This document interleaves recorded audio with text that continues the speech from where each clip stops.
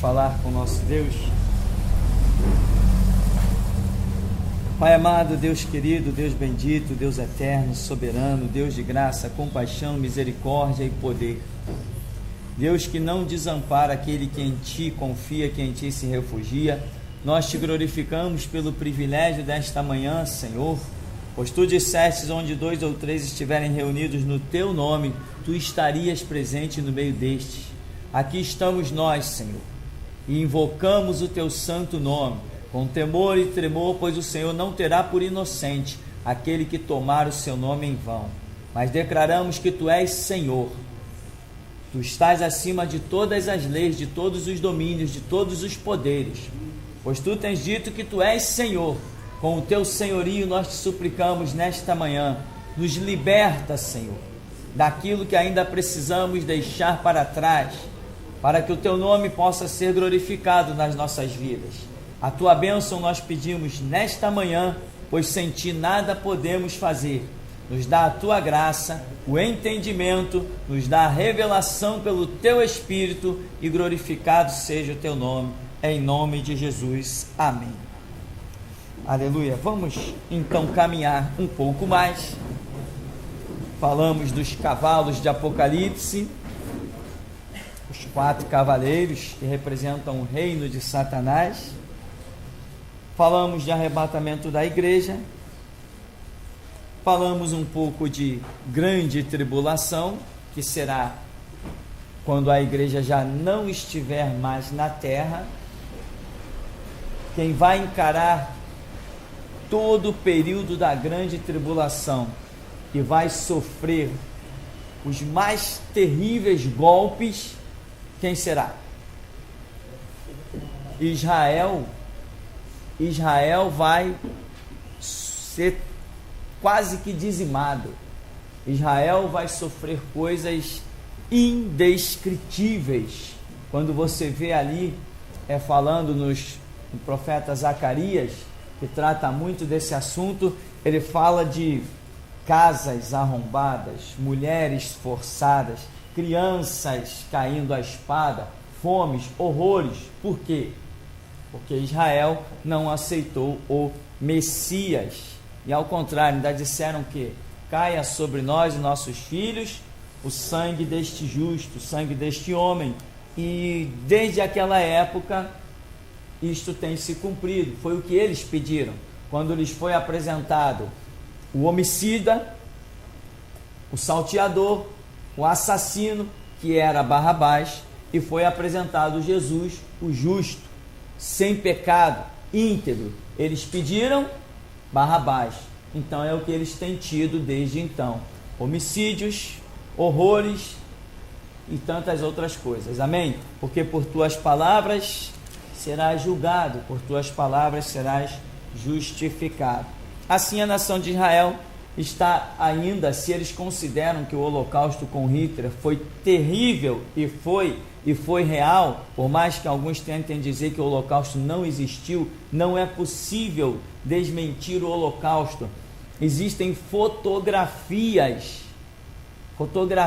reais que comandantes da Alemanha tiraram de campos de concentração, multidões de mortos, judeus morrendo de fome, os piores horrores que se imaginam. Existem as fotografias reais daqueles episódios, quando Hitler quis exterminar o povo judeu. Mas aquilo talvez ainda não possa ser comparado com o que está para vir à frente, porque a respeito do tempo que está para vir à frente, o que Jesus disse dele? Dia igual não houve, e depois não haverá. Então o holocausto também não se compara a esse tempo em que nós chamamos de grande tribulação, profetizada em Mateus 24, a respeito da nação judaica e a respeito do mundo todo, porque a igreja está espalhada no mundo todo, e a igreja também que não for arrebatada, igreja, não estou falando de denominação, estou falando de cristãos que não levam uma vida a séria, né?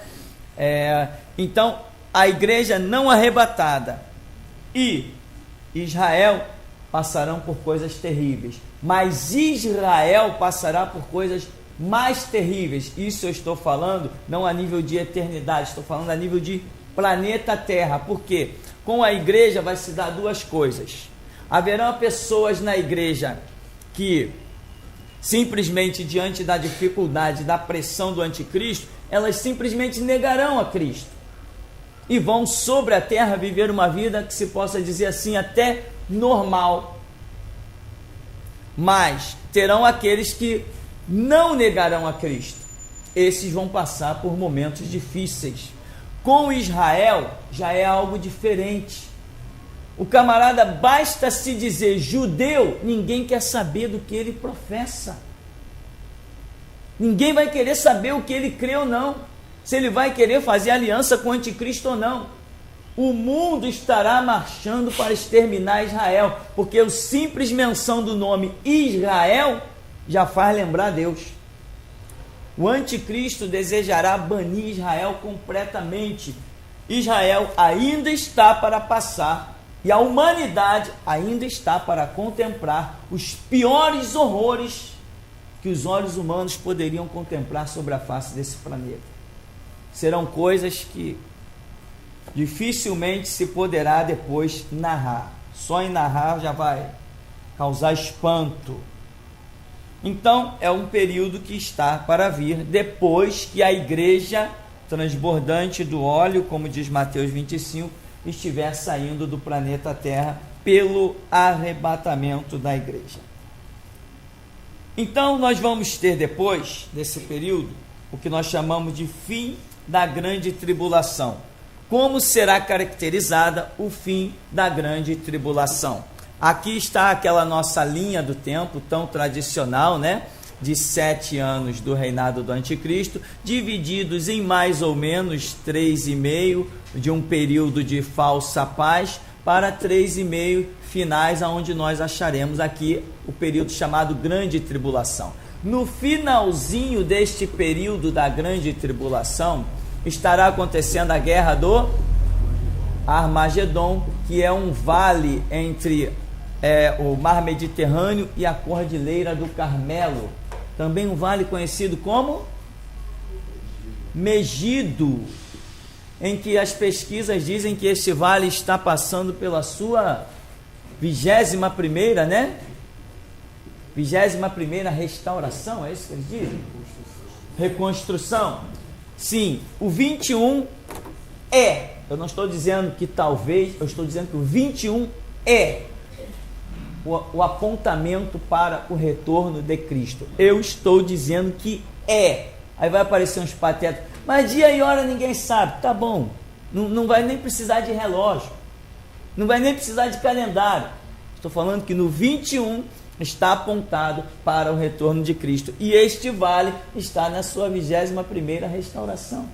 Nós estamos no século 21.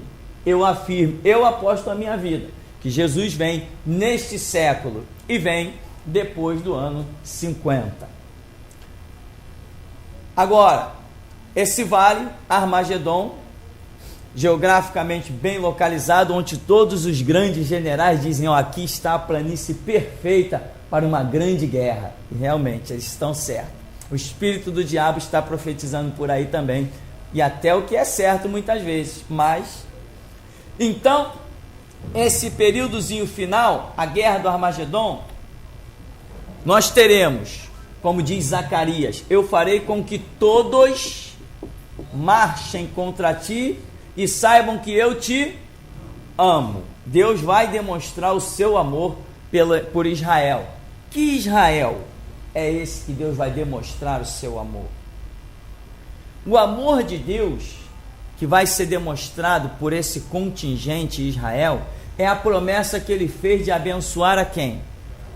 Abraão, Isaac e Jacó. Ele fez uma promessa a estes homens de abençoar e livrar a descendência deles, em que eles nunca seriam banidos da terra, sempre ocupariam a terra na presença dos seus adversários.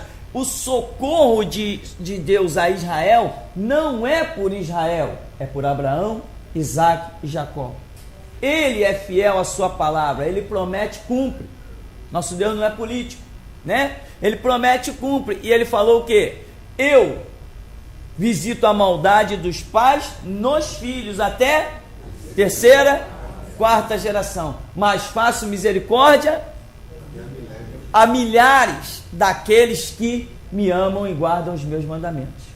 Então ele fez uma promessa a Abraão. Abraão recebeu o título de amigo de Deus.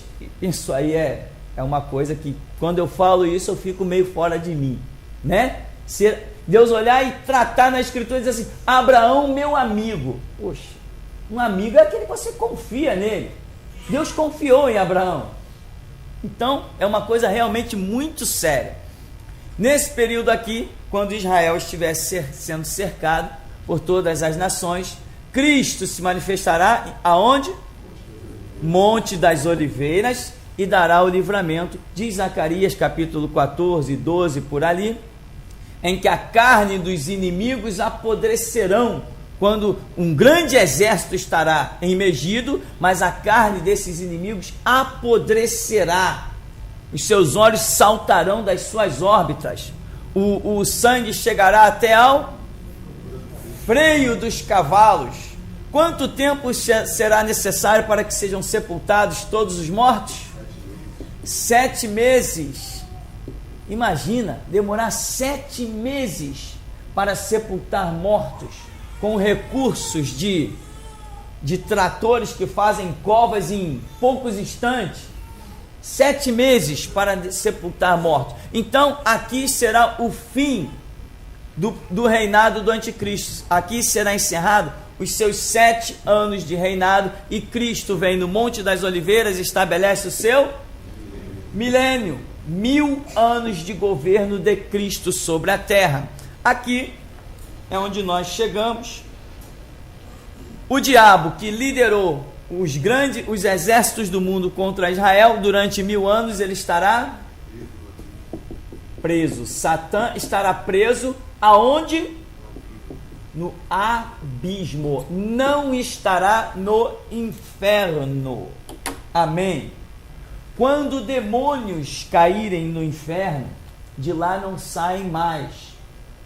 Existem pessoas hoje no inferno. Pessoas, o que eu digo pessoas? Espírito e alma de seres humanos estão no inferno, mas no inferno hoje não tem nenhum demônio. Tu vai até ouvir testemunho aí, né? De uns bruxos, os feiticeiros, que enganados pelo diabo, afinal de contas o camarada era bruxo e feiticeiro. Ele não discerne, ele vem, se converte, começa a contar coisas lá do espiritismo como se fosse verdade. Ah, que o diabo me levou numa reunião no inferno. Incrível. Impossível. O diabo não tem acesso ao inferno. Quem é que tem as chaves da morte do inferno? O diabo não tem acesso ao inferno. A autoridade sobre o inferno é dada a Cristo. E outra coisa, as pessoas chegam, eu cheguei no inferno, que nem aquele Adão de Campos, né? Ele é uma vergonha, é uma desgraça, é um miserável. Cheguei no inferno e vi o diabo sentado num trono. Olha, só se foi dentro da casa dele que ele viu o diabo. Só se foi dentro da casa dele. O inferno não tem nenhum demônio. Os demônios estão aprisionados num lugar chamado abismo. Abismo não é o inferno, nem é o lago de fogo. Quando os demônios forem lançados no inferno, dali também serão projetados para o lago de fogo e enxofre, que é uma consumação.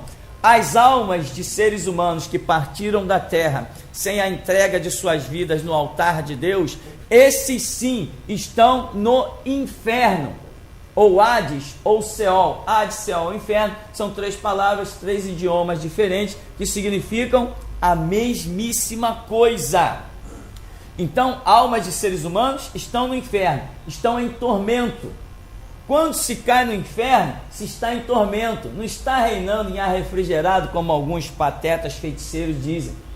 O problema é esse, que as pessoas mal se convertem, nem conhecem a Escritura, não conhecem a verdade, e já querem gravar testemunhozinho e saem por aí pelas igrejas, vazios.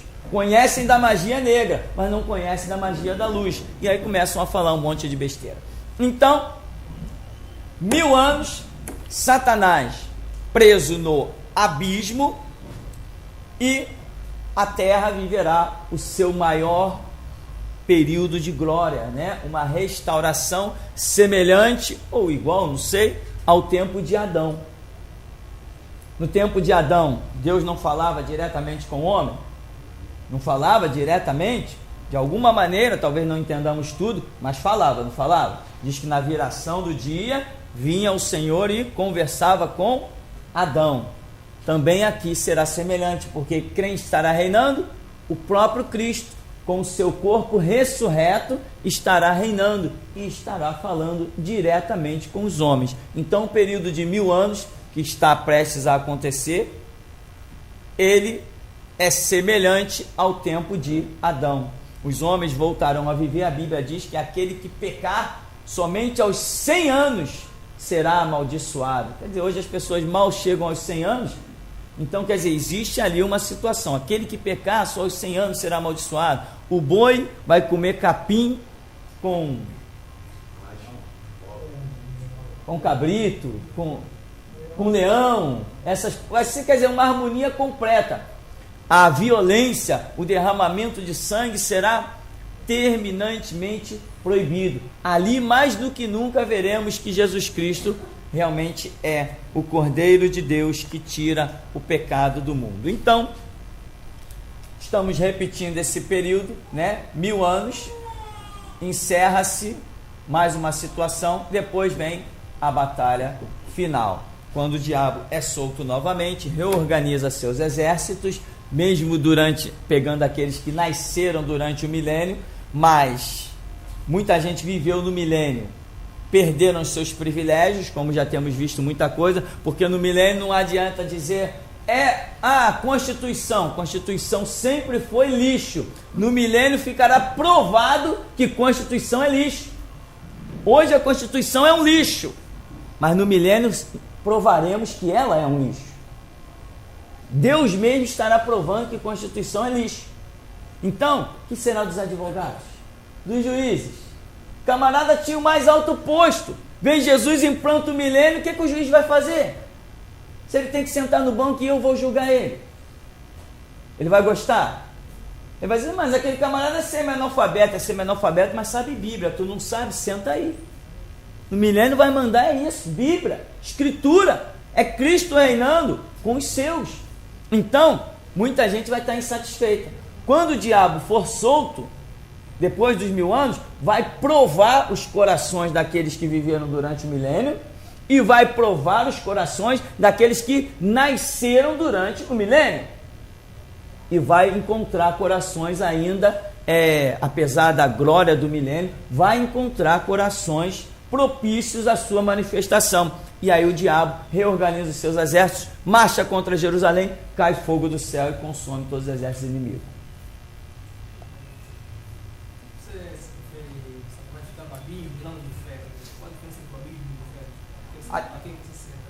A diferença do abismo e do inferno é justamente que a Bíblia mostra, entende? A Bíblia trata diferente. A Bíblia mostra que existe um inferno, que é um lugar de tormento, e a Bíblia mostra que existe um abismo. Lá em Apocalipse, diz que nesse período da grande tribulação, foi dado a permissão para que fosse aberto o poço do abismo. E saíram demônios que chegou a escurecer o sol. Isso aí significa uma operação maligna muito grande. Então, aquela abertura é do abismo, não é do inferno. O que esses demônios estão fazendo e por que esses demônios estão no abismo?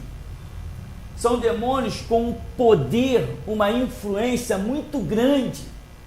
Deus, por misericórdia da humanidade, quando Satanás se rebelou, arrastando 1/3 das estrelas do céu, Deus, por misericórdia da humanidade, não permitiu que todos os demônios viessem sobre a terra.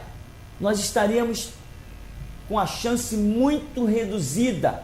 Então Deus pegou aquela turma da pesada, não permitiu que eles atuassem sobre a humanidade, mas permitiu que uma turminha esteja por aí fazendo essa arruaça toda que nós vemos. Então a Bíblia trata abismos de uma situação, inferno de outra situação. Igual paraíso e glória de Deus. O paraíso não é a nossa morada final. Muita gente diz, eu quero tanto ir para o paraíso. A gente entende o que a pessoa está dizendo, mas o paraíso não é a morada final. Jesus falou para o ladrão da cruz, hoje mesmo tu estarás comigo no paraíso. Mas Moisés e Elias não estão no paraíso. Já passaram disso aí. Bom, então esse é o detalhe. A própria Bíblia que faz a diferença de abismo para inferno. Aqui, seguindo, muitas perguntas surgem, né? Como que nós vamos viver no milênio? Ainda mais que a Bíblia é clara lá em Apocalipse em dizer que alguns servos de Deus, esses alguns devem ser milhares e milhares, né? Retornarão com Cristo. Então as pessoas questionam muito. Como que vai ser o nosso corpo? Como que é isso? Como que é aquilo outro? Olha, a Bíblia diz que Jesus, depois de ter ressurreto dentre os mortos, ainda apareceu para os seus discípulos, não foi? Durante quantos dias? Durante 40 dias Jesus foi identificado fisicamente e falava com os seus discípulos normalmente e falava a eles ensinando a respeito das coisas do reino de Deus. Então nós também teremos o nosso corpo restaurado de alguma maneira pelo poder de Deus e estaremos, nós quem? Aqueles que Deus achar que tem que voltar a esse mundo, né, para o reinado milenar, porque Deus vai precisar de obreiros e Ele vai trazer, a Bíblia diz, eu estou dizendo que a Bíblia diz, por que eu faço esse enfoque? Porque muita gente ouve isso e diz, não é bem assim não, eu estou afirmando, é dúvida, não é dúvida não, eu estou dizendo que servos de Deus voltarão. Inclusive Jesus fala até para os apóstolos diretamente, né? Quando o Filho do Homem se assentar no trono da sua glória, na sua manifestação tal, vós vos assentareis sobre 12 tronos para julgar as 12 tribos de Israel. 12 tribos de Israel é menção da terra, não é menção do céu. Esse referencial, tribo de Israel, não existe lá no céu. Isso é coisa da terra. Então a Bíblia é muito clara. E reinarão com Cristo 1000 anos. Não tem essa expressão lá em Apocalipse? Reinarão com Cristo 1000 anos. Então, seres humanos voltarão do céu. Muita gente acha essa ideia completamente doida. É só ler Apocalipse capítulo 19 e 20 que a loucura deixa de existir. Está lá com todas as letras.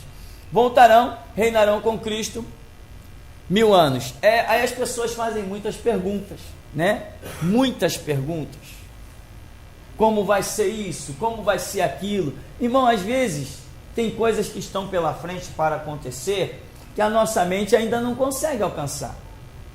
Tinha coisas algum tempo atrás que quando se falava assim, olha, o anticristo vai reinar, se pensava num monte de coisa, né? Quando dizia assim, a besta que tem 7 cabeças e 10 chifres, a besta que sobe do mar. Todo mundo esperava que a qualquer momento fosse sair um ser animalesco imenso diante do mar, do oceano e viesse reinar.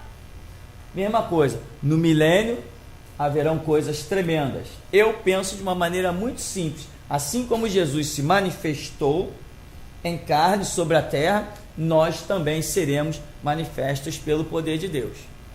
Não me prendo a nenhum outro detalhe, mas as perguntas sempre são muitas. Tem alguma aí? Nenhuma? Fala. Certo. E eles comeram. Aí eu fiquei, poxa, como é que pode um anjo ser espiritual comer coisa natural? Sim. Esse é um detalhe também. Se as pessoas, mas veja bem, eu até penso, né? Vários anjos chegaram a comer coisas naturais. Vários anjos, há vários relatos na Escritura sobre isso. Porém, eu vejo que o nosso corpo será 100% natural. Da mesma maneira, aí vem aquelas perguntas, mas será que a gente, uma vez que estiver de volta na terra, pecaremos novamente? Estaremos sujeitos a pecar de novo? E não sei o que, e vem um monte de ideia. Meu irmão, o que é o pecado? O que te leva ao pecado? É ainda a sua falta de concepção total dos fatos. Quando você está com a sua concepção completa, com o seu conhecimento totalmente refeito, com a sua libertação totalmente realizada, você só diz uma coisa: viver é Cristo e morrer é lucro. E é com essa filosofia que você partirá para a eternidade. E é com ela que você voltará. Ninguém te convence do pecado. Você vem para servir no milênio, para colocar as coisas nos eixos. Você é o capitão de Cristo na terra.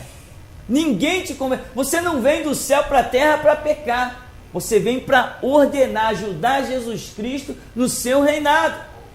Se hoje não é fácil nos convencer do pecado, e nós vemos como enigma por espelho, que dirá aquele tempo em que nós vemos face a face? Se hoje já temos um anseio de morrer por Cristo, colocar a cara no pó, pedir misericórdia, não é assim? Se hoje, quando pecamos, nos dói a alma, imagina depois de você estar lá, contemplar coisas tremendas. Paulo diz: olhos não viram, nem ouvidos ouviram, nem nunca subiu ao coração do homem. Quando você retornar, a concepção de pecado, ela praticamente foi exterminada da sua mente. Nada te convencerá a agir fora do padrão de Deus. É o que eu penso. Se hoje não convence, muitos de nós chegam a um nível que não convence, nós nos tornamos problema para o Estado, para o Exército, para a Marinha, para a Aeronáutica, para a Constituição. Por quê? Porque a concepção é muito arraigada. A voz do Espírito é muito poderosa dentro de nós. Imagina depois que você sair dessa dimensão, ir à eternidade e voltar. Pecado não vai existir no seu vocabulário. Esse é um dos pontos que eu simplesmente paro para pensar, né? Bem, então encerra-se as dispensações que estão para acontecer sobre a terra. Muitas pessoas dizem assim: tá, milênio, terra restaurada,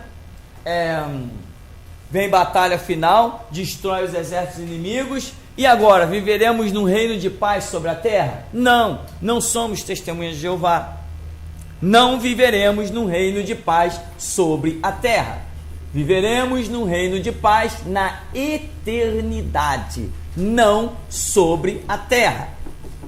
Não existe respaldo bíblico para a ideia de que Jesus estará reinando com seu povo sobre a terra. Não existe. Existe sim respaldo bíblico de que há uma cidade espiritual chamada Nova Jerusalém, que desce de Deus. O desce de Deus significa que Deus é soberano, tudo procede dele. Desce de Deus quer dizer procede de Deus. Hebreus escreve: a cidade cujo artífice e construtor é Deus. Então quer dizer, procede dele. Ele é que fez essa cidade para o seu povo. Então nesta cidade nós estaremos vivendo eternamente. A cidade que não tem luz, por quê? Porque a glória do Cordeiro ilumina a cidade. A cidade que não tem muro, a cidade que não tem divisão, a cidade que não tem casa. Muita gente está pensando, vai chegar no céu: cadê minha casa? Lá não tem casa, irmão. Onde é que eu vou dormir? Irmão, lá não tem sono. Na hora que eu estiver cansado, não tem uma TVzinha para eu tirar um cochilo? Lá não tem nada disso. Cansaço é coisa desse corpo físico sobre a terra. Sono é coisa desse corpo físico. Os anjos não dormem. Os anjos não se cansam. Não existe esse negócio. Isso é coisa da terra. E muitas vezes nós queremos, com a mentalidade da terra, entrar no céu. Jesus, só a misericórdia de Deus para a gente entrar.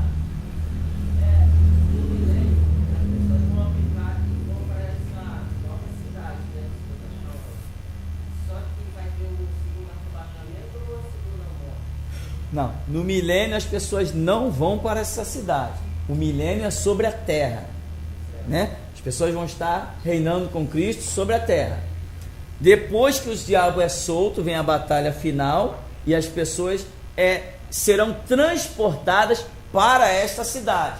Este mundo ele passará. Hoje a ciência já está provando que este mundo foi projetado para ter um fim. O sol está se apagando, a terra está parando, ela está diminuindo a sua marcha, a sua rotação, Entendeu? O universo está envelhecendo, mas isso já tem na Escritura. Os salmos já mostram que o universo está envelhecendo. E tantas outras coisas demonstram, tanto na Escritura, como na moderna ciência hoje, que este mundo foi projetado para ter um fim. E o fim nós já estamos vendo que ele vem mesmo. O que a Bíblia diz a respeito do céu? A Bíblia fala muitas coisas a respeito do céu, mas o muito que a Bíblia fala ainda fica enquadrado na palavra de Paulo. Ainda é aquilo que olhos não viram, ouvidos não ouviram, nem nunca subiu ao coração do homem. Tem muita novidade lá no céu, entende? Então a Bíblia descreve uma cidade, mas não descreve o modo de vida dessa cidade. Ela vai descrevendo a glória do Cordeiro. Tem muita novidade para quando nós chegarmos lá. Entende? Então veja bem, a Bíblia realmente nos chama a viver pela fé. E fé é você andar confiado no que você não vê. Ora, a fé é o firme fundamento das coisas que se esperam. Você espera uma cidade celestial? Essa é a sua fé. Você está em rumo a ela. Então o que a Bíblia fala? A Bíblia chega e te diz assim, ó, tem uma cidade gloriosa te esperando. Aí o Espírito Santo testifica com o nosso espírito, Deus fala contigo diretamente, te conduz à Escritura, te leva para a palavra. Se você andar nessa esperança, vai chegar uma hora que você vai se deparar com os portais da eternidade, Jesus dizendo, vinde benditos de meu Pai, possuir por herança o reino que vos está proposto desde antes da fundação do mundo. Então, veja bem, vinde benditos de meu Pai, possuir por herança o reino que vos está proposto, quando? Desde antes da fundação do mundo. Então o reino já está proposto desde antes da fundação do mundo. Então não é um reino sobre a terra. Amém? É um reino na eternidade. Mesma coisa, o inferno. Onde está o inferno? As pessoas dizem que o inferno está debaixo da terra, mas não está mesmo. O inferno não é um lugar físico. Assim como o reino de Deus para nós não é um lugar físico. Não existe uma estrada que eu pegue para chegar ao inferno, nem uma estrada que eu pegue para chegar ao reino de Deus. A Babilônia Universal, certa vez divulgou num site, as pessoas acessavam lá, que uma sonda tinha penetrado profundamente no solo do planeta e se ouvia gritos, gemidos, coisas horrorizantes. Eu falei assim, é mais uma palhaçada, tinha que vir de Universal mesmo, servos do diabo. Você não tem acesso ao inferno, você não ouve os gritos que se processam no inferno. O inferno não está no centro da terra, a Bíblia nunca disse isso. Muitas vezes aparece a expressão baixar ao inferno, mas não quer dizer baixar nesse mundo, não quer dizer isso. Entende? As pessoas criam suas regras. Então, inferno não está no centro da terra, não sabemos onde ele está, e eu particularmente não tenho nenhum interesse em descobrir. Também não sabemos onde está o reino de Deus. A única referência que a gente tem de reino de Deus é que é para cima. Só isso. Mas para cima, nesse mundo infinito, que nem o homem consegue chegar ao final do universo? Que cima é esse? Só para você ter uma ideia, Paulo diz que conhece um homem que não sabe se no corpo, se fora do corpo, foi arrebatado ao... Olha o tumulto. A Bíblia diz, no princípio criou Deus os céus e a terra, mais de um céu, amém? Deus criou os céus, e Paulo diz que conhece um homem que foi arrebatado ao terceiro céu. Então vamos tentar descobrir. Primeiro céu, o que é ele? Primeiro céu é o cósmico que nós vivemos. O primeiro céu, Mercúrio, Vênus, Terra, Marte, galáxias, Via Láctea. A ciência diz que existem mais de 100 milhões de galáxias iguais a que nós vivemos. Mais de 100 milhões que estão numa velocidade incalculável. Nós não percebemos, mas o universo está num movimento 1000 vezes, 1 milhão de vezes mais veloz do que qualquer carro de corrida mais veloz que exista. A galáxia está nesse movimento e nós nem percebemos, nós nem sentimos isso. Isso tudo que o homem não consegue ultrapassar é uma dificuldade danada. Para o homem mandar uma sonda no Marte, em Marte foi uma dificuldade danada. Até o homem chegar na Lua, e foi em quanto? Foi em 1969? Em 1969, pouquinho antes, não, pouquinho depois que eu nasci. Então é bem recente, o homem conseguiu ir na Lua. Agora conseguiu chegar em Marte com uma sonda. O homem ainda não conseguiu explorar. Não existe nem percentual para dizer do universo que o homem não conseguiu explorar. Isso tudo, esse infinito, está qualificado ainda como um primeiro céu. A Bíblia diz que Deus é o Pai de quê? Pai da eternidade. Você consegue achar o fim da eternidade? Não. Então olha onde Deus está, se Ele é o que projetou a própria eternidade. E você nunca conseguirá delimitar a eternidade. Sempre que você vai dizer, é eterno, não tem fim. Não tem princípio e não tem fim. Nós temos um segundo céu. Que segundo céu é esse? O que temos entendido, quando inclusive Paulo diz assim, o diabo, né, temos que lutar, não temos que lutar contra carne nem sangue, mas sim contra principados e potestades que habitam nas regiões celestes, né? Então, deste segundo céu, onde Satanás ainda possui a sua organização, ele influencia neste primeiro céu sobre as nações. Não influencia sobre as nações? Quando o anjo se manifestou a Daniel, o arcanjo Gabriel, né, que é guardião da nação de Israel, quando ele se manifestou a Daniel, ele disse o que? Olha, quando eu vim, eu tive que lutar contra o príncipe da Pérsia. Então quer dizer, um demônio chamado Principado da Pérsia, que veio quando o anjo partiu da eternidade com a ordem de Deus para chegar até Daniel. Ele teve que lutar com o príncipe da Pérsia, que é o atual Irã.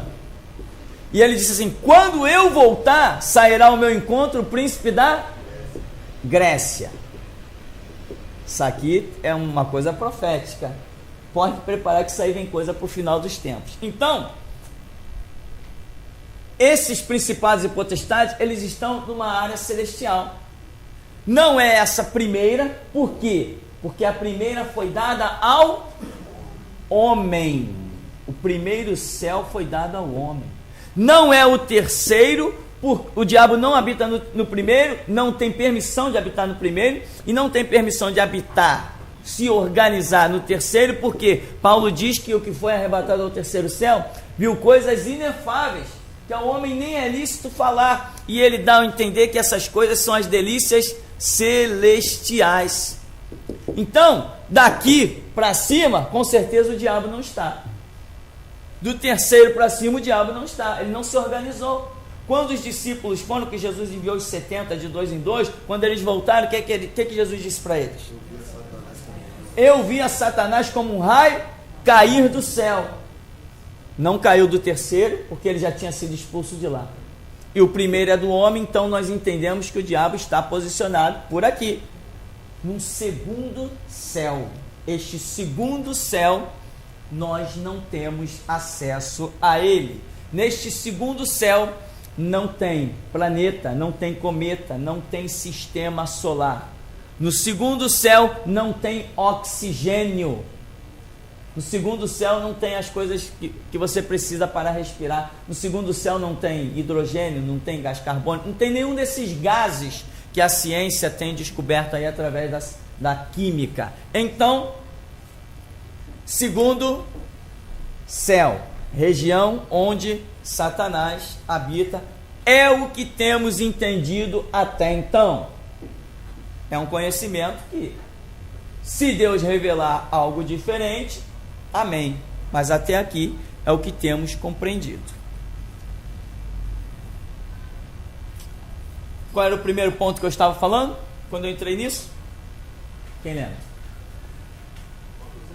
As referências sobre o céu, não é isso?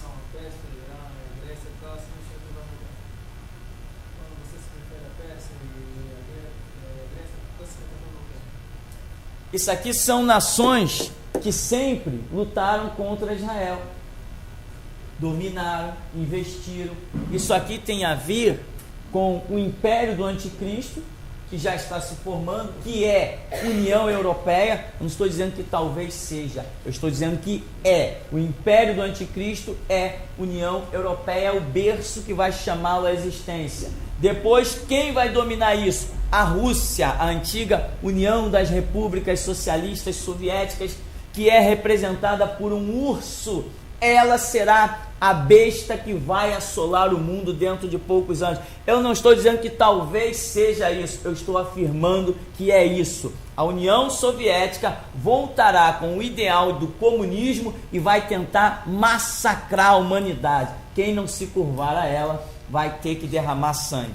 Só a porta do arrebatamento será o escape da igreja.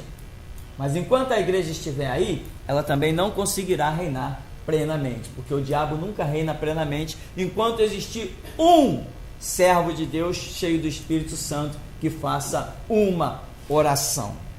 Então, onde é o inferno? Onde é o céu? Não, a referência que nós temos de céu é simplesmente para cima. Inferno, não posso nem dizer que o inferno é para baixo.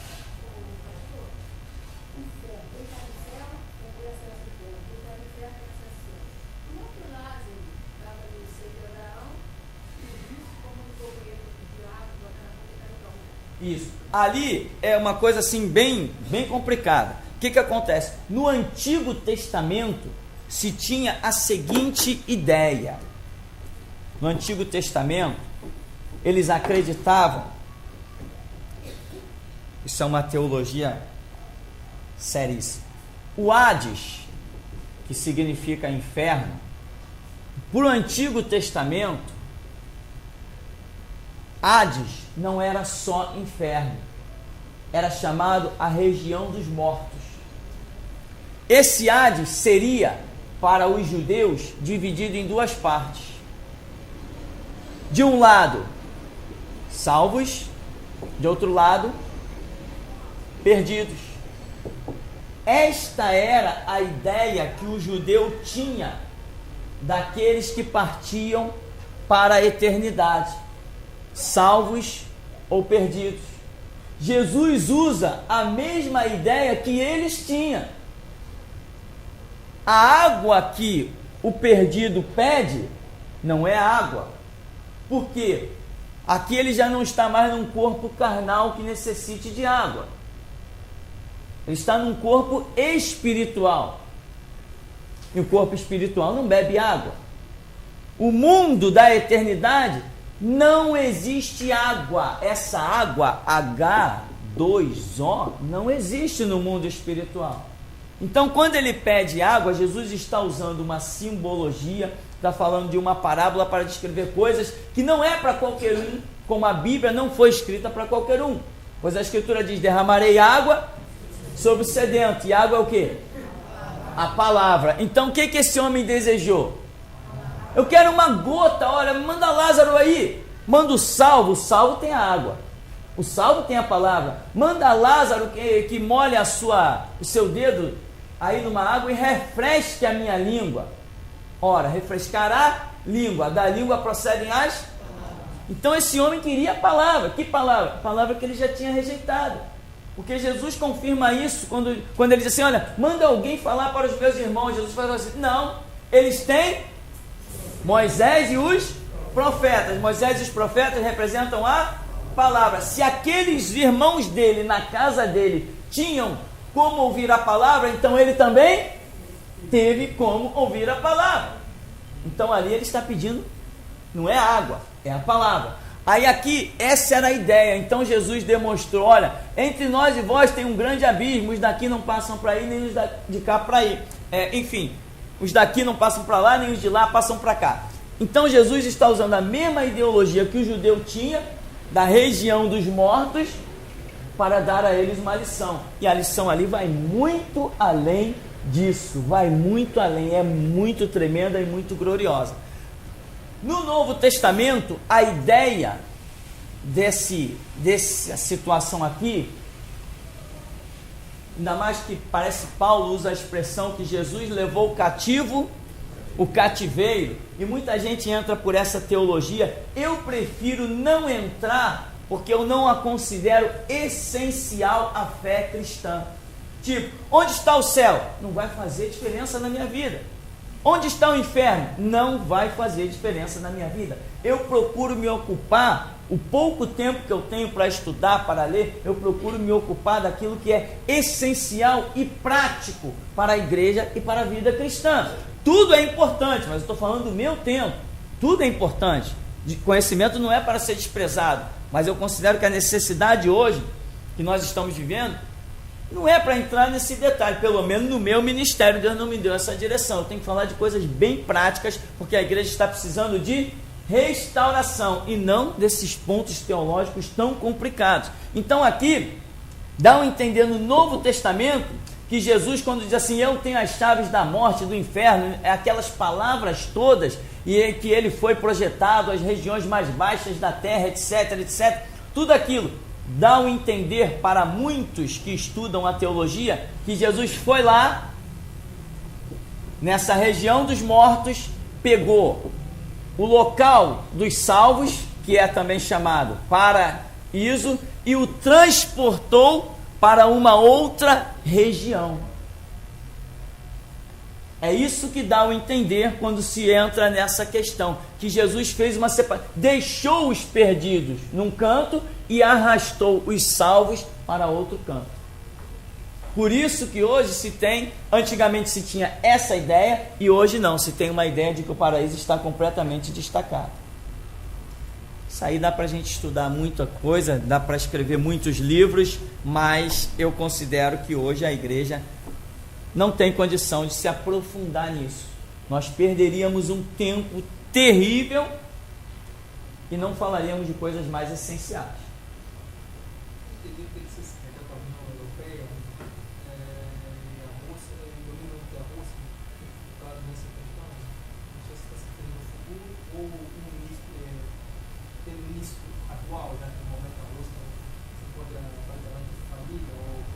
Sim, veja bem, hoje a Rússia está lá com o sistema dela, mas quem convive lá dentro, entendeu? Vê, na Rússia não tem mais princípios morais, estão banidos, e é isso que o diabo gosta, é aí que ele reina. Então o falido que a Rússia está é justamente aquilo que o diabo quer que ela esteja. Agora, União Europeia, a Bíblia fala, as profecias, elas falam sobre a União Europeia, não fala? A união das 10 nações, vista por Daniel, profetizada em Apocalipse, uma série de coisas. E a Bíblia fala também da besta. Besta, antigamente, era chamado o urso. O urso era chamado de besta. E em 1977, um artista plástico fez como símbolo para a Rússia o urso pardo. Parece que é pardo de propósito, né? Vai virar. Quando ele virar naquilo que ele tem que ser. Então, em 1977, a Rússia ganhou como símbolo uma besta. Antigamente era chamado de besta. Hoje é chamado cientificamente de urso. Então, a Bíblia mostra isso. União Europeia, a união das 10 nações, ou o renascimento do Império Romano do Ocidente, também chamado de o dragão, porque é a união de várias nações. O dragão tem parte de vários animais, animais significam nações, o dragão passando seu domínio à besta, e a besta é qualificada como urso. Você vê isso lá no fato envolvendo Eliseu, você vê isso envolvendo Apocalipse, que fala da besta que tinha várias partes de animais, mas a parte principal para mim são os pés, e os pés eram pés de urso. Então, no que nós temos estudado aí, até redundantemente, porque é o tempo, a União Soviética é a besta, representada pelo urso da profecia de Apocalipse e o urso também de tantas outras partes da Escritura. União Europeia com a União Soviética vão assolar o mundo. Só vai escapar em paz aqueles que tiverem o azeite transbordante e desfrutarem do arrebatamento. Vamos dar uma paradinha para a gente tomar um café e já já a gente volta.